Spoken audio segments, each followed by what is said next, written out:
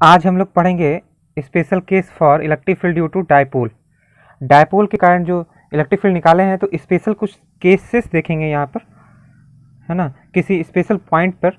जैसे कि हम लोग पढ़ चुके हैं इलेक्ट्रिक फील्ड रेडियल। जैसे यहाँ पे इलेक्ट्रिक फील्ड का कुछ डायग्राम पहले बना लो डायपोल मोमेंट का। ये डायपोल मोमेंट, सॉरी डायपोल हो गया, माइनस क्यू और प्लस क्यू, और किसी एक पॉइंट पर आर डिस्टेंस पे सेंटर से यहाँ पर आर डिस्टेंस पे इलेक्ट्रिक फील्ड हम लोग निकाल चुके हैं। लास्ट लेक्चर में जैसा कि हम लोग पढ़ चुके हैं कि electric field at point P जो है आर डिस्टेंस से निकाल चुके हैं। अगर ये दोनों के बीच का डिस्टेंस है 2L, है ना, और ये तुम्हारा डिस्टेंस हो गया R, तो यहाँ पे दो इलेक्ट्रिक फील्ड आया ER और E थीटा, दोनों परपेंडिकुलर। यहाँ से रिजल्टेंट हम लोग निकाल लिए थे ये E, और हम लोग ये गामा वैल्यू भी निकाले थे, एंगल, है ना, ये हम लोग निकाल चुके हैं। तो ER का वैल्यू आया था वहाँ से 2kp cos theta by r cube, ये आया था, है ना। और ई थीटा का वैल्यू जो आया था वो kp sine theta by r cube, kp sine theta by r cube. और नेट इलेक्ट्रिक फील्ड वो आया था E equal to k p by r cube 3 cos square theta plus 1, ये आया था। और एंगल भी हम लोग निकाल लिए थे, एंगल टेन अल्फ़ा, जो अल्फ़ा का वैल्यू था टेन इनवर्स 1/2 टेन थीटा, ये वैल्यू आया था। और थीटा जो था ये एंगल, ये था थीटा। और पी जो है डायपोल मोमेंट होता है, पी का value p equal to q into 2L, और डायरेक्शन इस डायरेक्शन में ये होता है, हम लोग को पता है इतना। तो अब स्पेशल केस देखते हैं। स्पेशल केस में तुम्हारा दो केसेस आएगा। पहला हो गया एक्सियल पोजीशन पे स्पेशल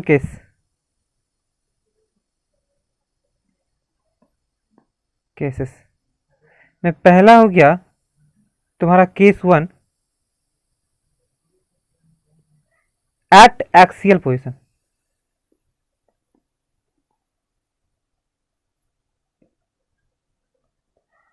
एक्सियल पोजीशन पे, तो एक्सियल पोजीशन पे जैसे यहाँ पे एक निगेटिव चार्ज है, ये पॉजिटिव चार्ज है, तो एक्सियल पोजीशन मतलब यहाँ पे किसी पॉइंट पे, पी पॉइंट पे इलेक्ट्रिक फील्ड निकालना है।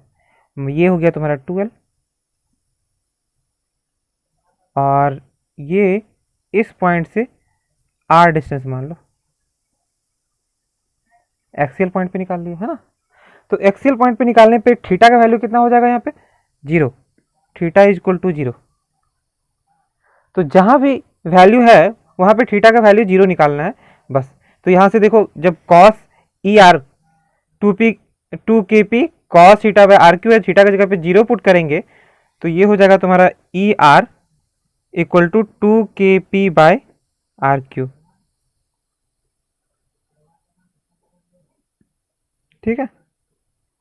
और ई थीटा का वैल्यू, जब साइन थीटा के वैल्यू पे 0 पुट करेंगे तो ई थीटा 0 हो जाएगा, ये ई थीटा इक्वल टू 0। तो ई नेट जो होगा, नेट इलेक्ट्रिक फील्ड, वो ई इक्वल टू ये आर के बराबर हो जाएगा, ये तो 0 ही है, तो E r equal to 2kp by r cube, यही हो जाएगा। या फिर हम लोग यहाँ पे भी वैल्यू, अगर थीटा का वैल्यू रखेंगे तो सेम ही वैल्यू आएगा। थीटा का वैल्यू 0 रखेंगे तो 3 ये इधर बच जाएगा, और प्लस 1 4 का रूट 2, तो 2kp बाय आर क्यू, यहाँ भी वही आया 2kp बाय आर क्यू, ठीक है। और एंगल अगर निकालना चाहेंगे, यहाँ पे एंगल क्या है, तो अल्फा का वैल्यू, ये जो एंगल है नेट इलेक्ट्रिक फील्ड का, वो इसी डायरेक्शन में होगा, नेट इलेक्ट्रिक फील्ड। देखो थीटा का वैल्यू 0 रखेंगे यहाँ पे, टेन 0 हो जाएगा ये पूरा, है ना। तो अल्फा का वैल्यू भी, तो अल्फा वी आर से जो एंगल बनाएगा, आर रेडियस ये है तुम्हारा, आर यहाँ से ये डिस्टेंस यहाँ से यहाँ तक इस पॉइंट से, तो आर से इधर नेट एंगल नहीं, आर के डायरेक्शन में ही है, तो टेन अल्फा का वैल्यू भी 0, ये हो जाएगा तुम्हारा वैल्यू। ठीक है, और नेक्स्ट है इसमें केस 2 में, केस 2 में equatorial position at equatorial position,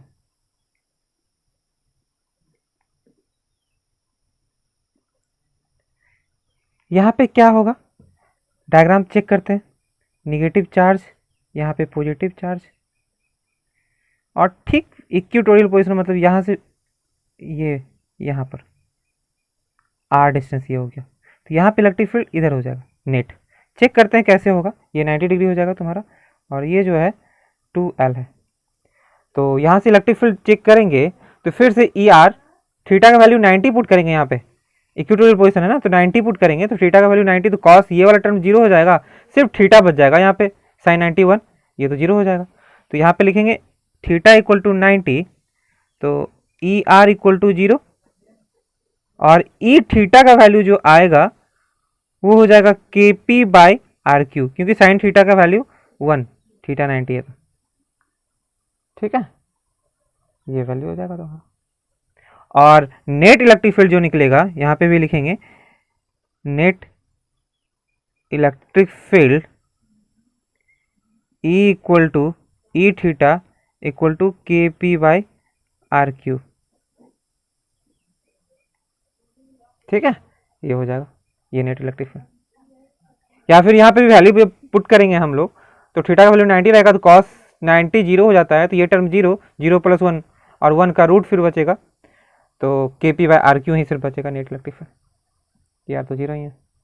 और डायरेक्शन अगर गामा का वैल्यू निकालना चाहेंगे तो यहाँ पे देखो 1090 का वैल्यू रखेंगे यहाँ पे 1090 है ना, तो ये 90 इन्फिनिटी हो जाएगा, तो टोटल टर्म इन्फिनिटी, फिर टेन इनवर्स इन्फिनिटी का वैल्यू 90 होता है, तो ये तुम्हारा 90 डिग्री,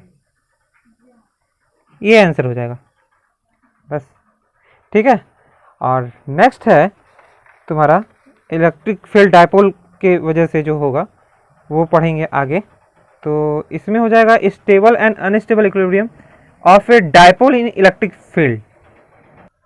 इसमें कह रहा है कि इलेक्ट्रिक डायपोल जो है कब स्टेबल होता है कब अनस्टेबल होता है, ये चेक करने के लिए, तो कब स्टेबल होगा कब अनस्टेबल होगा किसी भी यूनिफॉर्म इलेक्ट्रिक फील्ड में रखते हैं तो क्या होगा, देखो जैसे मान लो कि ये इलेक्ट्रिक फील्ड है इस डायरेक्शन में, ऐसा, ठीक है, और यहाँ पे हम लोग डायपोल को रखेंगे, तो मान लो अभी ये रखे हुए डायपोल, ये रखे डायपोल, ठीक है, तो इसमें जो फोर्स लगेगा वो इधर लगेगा, और इसमें जो फोर्स लगेगा इधर लगेगा,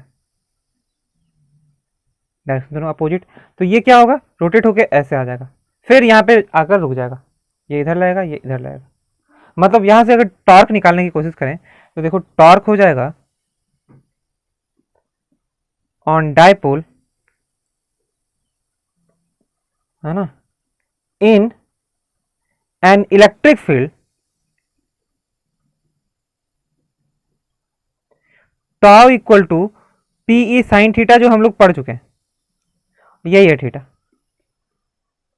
तो जब टॉर्क नहीं लगेगा इसका, तो अगर टॉर्क का वैल्यू 0 हो रहा है तो हम लोग कह सकते हैं कि वो स्टेबल है, टॉर्क 0 हो रहा है तो, या फिर अनस्टेबल है। तो स्टेबल और अनस्टेबल कब है, तो देखो यहां पे जो रोटेट हो रहा वो इस तरह रोटेट होने की कोशिश करेगा इधर, और यहां पे जो रोटेट होगा वो ऊपर की तरफ, ठीक है, तो यहां पे अगर एंगल 0 दे देते हैं एट थीटा इक्वल टू 0, तो साइन थीटा का वैल्यू 0, तो टॉ का वैल्यू भी 0 है ना, तो ये कंडीशन जब होगा तो स्टेबल हो जाएगा, stable equilibrium of dipole in electric field. मतलब ये हुआ कि टॉर्क का वैल्यू जब जीरो होता है तो स्टेबल होगा या अनस्टेबल होगा, लेकिन यहां पे जीरो लेंगे तो ज़्यादा स्टेबल होगा। क्यों ऐसा, जब हम लोग नेक्स्ट पढ़ेंगे तो देखेंगे। देखो जब ये इस तरह आ जाएगा तो इसमें फोर्स इस डायरेक्शन में लग रहा है, इसमें फोर्स इस डायरेक्शन में लग रहा है। अगर इसको रोटेट करते हैं तो फिर से ऐसा आ जाएगा, ऐसे रोटेट करेंगे तो फिर से ऐसा आ जाएगा। तो स्टेबल कब होता है, जब रोटेट किए फिर से वो अपने पोजीशन में आ जाता है। जीरो पे था, जीरो से पहले जीरो पे था, जीरो से हल्का सा रोटेट कर दिया थीटा तो फिर से वो जीरो पे आ जाएगा।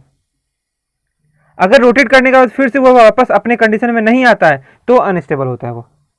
तो देखो नेक्स्ट में अगर देखते हैं अनस्टेबल का मतलब, तो ये हो जाएगा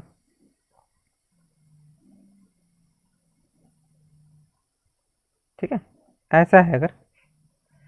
और चार्ज उल्टा रखा हुआ है, जो चार्ज है वो उल्टा रखा हुआ है, ऐसे देखो थोड़ा सा यहाँ पे पॉजिटिव, इधर इधर पे नेगेटिव, इस पे फोर्स लगेगा इधर, इस पे फोर्स लगेगा इधर। तो देखो मान लो अब ये पॉजिटिव, ये एंगल थीटा है, तो अगर ये 180 पे होता, अभी फिर से टॉर्क का वैल्यू अगर लिखेंगे, torque on dipole in an electric field, तो tau equal to P E sine theta, और at theta equal to 180, tau का वैल्यू जीरो, टॉ का वैल्यू क्या हो जाएगा, जीरो हो जाएगा। मतलब टॉर्क जीरो हो गया। टॉर्क फिर जीरो हो जाता है तो इसका मतलब फिर से देखो, ये थीटा यहाँ पे है, ये थीटा अभी थीटा है, रोटेट करके 180 कर दिया, तो 180 कर रहे हैं तो इसमें फोर्स किधर लग रहा है, इस डायरेक्शन में, इसमें फोर्स किधर लग रहा है, इस डायरेक्शन में। लेफ्ट वाले में राइट की तरफ फोर्स लग रहा है, राइट वाले में लेफ्ट की तरफ फोर्स लग रहा है। तो जैसे ही थोड़ा सा भी होगा तो ये रोटेट हो जाएगा, थोड़ा सा भी इसको रोटेट करवाएंगे तो ये और इधर फोर्स लगेगा, इसमें और इधर फोर्स लगेगा, तो फिर से रोटेट होकर इससे आ जाएगा। तो कहने का मतलब कि 180 में अनस्टेबल है, ऐसे ठीक है, दोनों इधर एक इसमें लग रहा है एक उसमें लग रहा है, दोनों ठीक है, पर थोड़ा सा रोटेट करेंगे तो ये रोटेट हो जाएगा। जब रोटेट हो जाएगा तो मतलब वो अपने कंडीशन में नहीं आ रहा है, फिर रोटेट करने के बाद तो वो अनस्टेबल हो गया। ठीक है, तो ये हो जाएगा unstable equilibrium of dipole in electric field. ठीक है, अब हम लोग आगे देखेंगे, जहाँ पे एनर्जी ज़्यादा होगा वहाँ पे पोटेंशियल एनर्जी, जब हम लोग पोटेंशियल पढ़ लेंगे और पोटेंशियल एनर्जी पढ़ लेंगे, इसका एनर्जी चैप्टर अभी पोटेंशियल नेक्स्ट चैप्टर में पढ़ना है। अभी जब हम लोग electric field and charge, electric charge and field पढ़ रहे हैं, है ना, इसके बाद है पोटेंशियल तुम्हारा पढ़ना, तो उसमें पढ़ेंगे तो एनर्जी के बारे में भी पढ़ेंगे, तो वहाँ पे देखेंगे कि कब स्टेबल होगा कब अनस्टेबल होगा। इसे हम लोग फिर से चेक करेंगे। पोटेंशियल, जब पोटेंशियल एनर्जी मैक्सिमम होता है तो अनस्टेबल होता है, और जब मिनिमम होता है तो स्टेबल होता है। ये हम लोग फिर से पढ़ेंगे पोटेंशियल जब पढ़ेंगे, तो अभी हम लोग इसको नॉलेज के लिए ले लिए हैं। और अब एक और टॉपिक तुम्हारा है, छोटा सा ही टॉपिक है जो हम लोग यूज कर चुके हैं ऑलरेडी, तो वो है कि distribution of charges.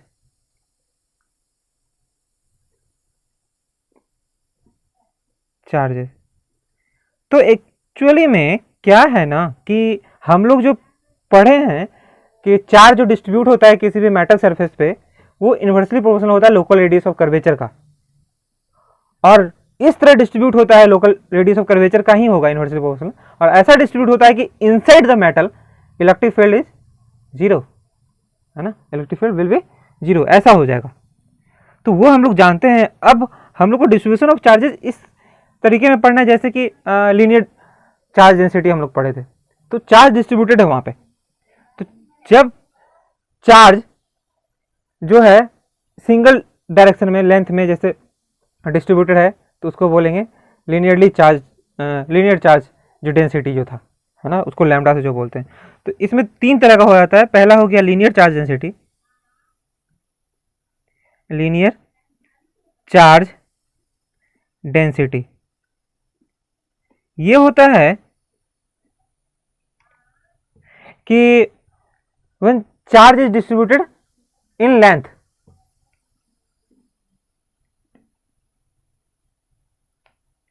Distributed charges are distributed, ऐसे कर सकते हैं, डिस्ट्रीब्यूटेड इन लेंथ, है ना। तो उसको बोलेंगे लीनियर चार्ज डेंसिटी, लेंथ में डिस्ट्रीब्यूटेड है सिर्फ। जैसे ये पेन हो गया तुम्हारा जैसा, वायर जैसा, उसमें चार्ज डिस्ट्रीब्यूटेड है, उसको लेंथ से ही डिवाइड कर लेते हैं सिर्फ। In length is called linear charge density. ये सब एक्चुअली एनसीईआरटी बुक में है, तुम लोग को थोड़ा सा जानना। वैसे हम लोग यूज कर चुके हैं, तुम जानते भी होगे, ठीक है। तो और लैम्डा से डिनोट करते हैं इसको, it is denoted by lambda, जिसका वैल्यू होता है Q by L, charge by length. दूसरा है surface charge density,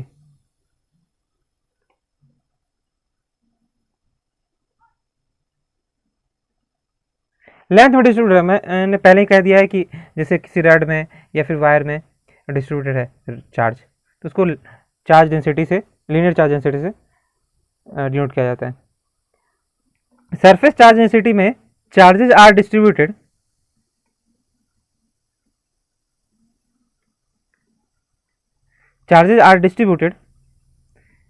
on the surface of the body, body के सरफेस पे रहता है, तो उसको कहते हैं charges are distributed on the surface of the body, और इसको कहेंगे called surface charge density.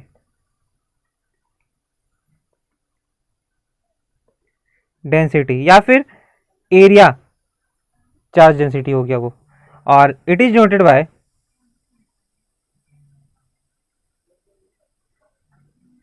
Sigma, और उसका वैल्यू होता है चार्ज बाय एरिया। मतलब स्फेयर है, स्फेयर के चारों तरफ, हॉलो स्फेयर है, उसमें चारों तरफ डिस्ट्रीब्यूटेड है, तो वो भी कह सकते हैं सिर्फ स्फेयर है और उसके चारों तरफ डिस्ट्रीब्यूटेड है।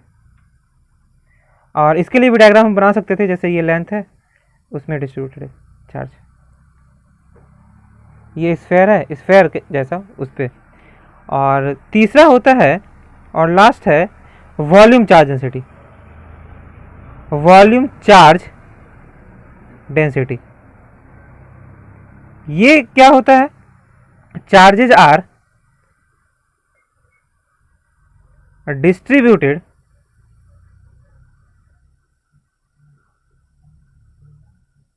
On the volume, over the volume, over the volume, पूरे वॉल्यूम में डिस्ट्रीब्यूट होते हैं, volume of body, called volume charge density,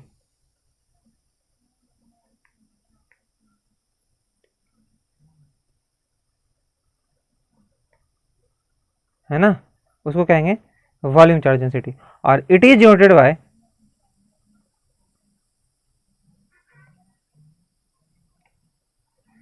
row, q by volume उसको लिखते हैं। और वो जो डिस्ट्रीब्यूट होता है वो नॉन कंडक्टर रहेगा, इंसुलेटर, और पूरे वॉल्यूम में, स्फेयर के पूरे वॉल्यूम में डिस्ट्रीब्यूटेड होता है। तो ठीक है, रहने देते हैं आज के लिए इतना ही।